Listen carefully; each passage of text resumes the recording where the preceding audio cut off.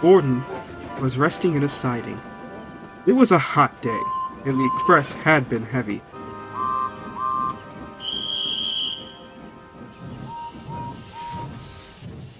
"I get so out of breath," he complained, "but nobody cares. They just say I'll be all right after a rest."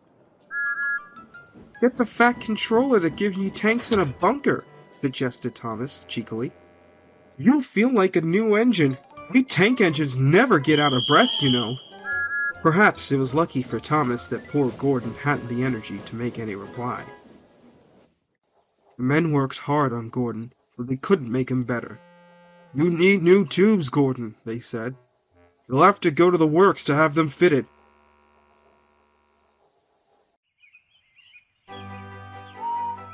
While Gordon was being mended, Henry pulled the express.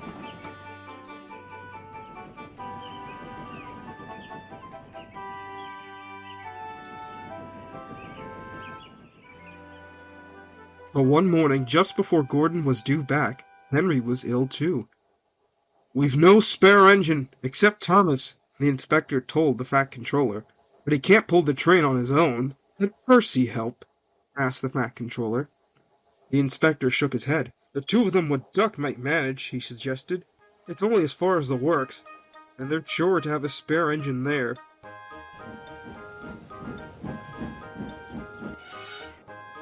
So the three tank engines were coupled together, Thomas nearest the train, Duck in the middle, and Percy at the front.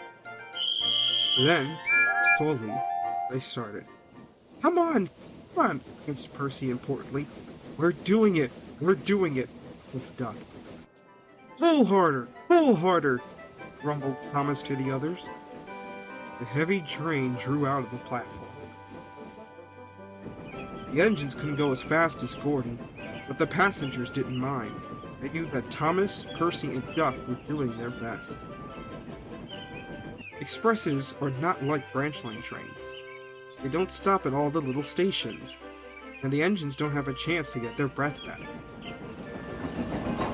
Soon, the three began to feel tired. They struggled valiantly up Gordon's hill. The strain was beginning to show. "I'm glad we didn't stick there," thought Thomas. "Gordon would have never let me hear the last of it."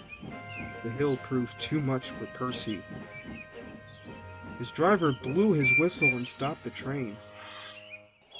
"We can't take you off, Percy," said Thomas's driver. "Do your best so we can keep your brakes off. It's not far." This made things harder for the other two, but they struggled on gamely.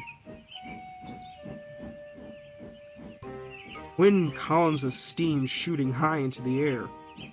We're nearly there, puffed Thomas and Duck together as they summoned a last brave effort. Poor Percy had no steam left to say anything.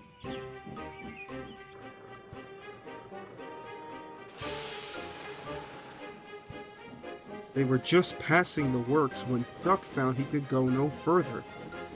Thomas could not pull the heavy train on his own, and the cavalcade came to a standstill, a few yards short of the station platform.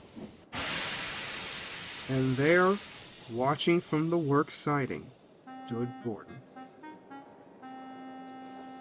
The Fat Controller, who had been on the train, told the three engines he was proud of them. "You did very well to get so far. Now you deserve a rest." Duck, Percy, and Thomas were uncoupled, and a new engine took their place. As the tank engines moved wearily away, Gordon looked at Thomas and smiled.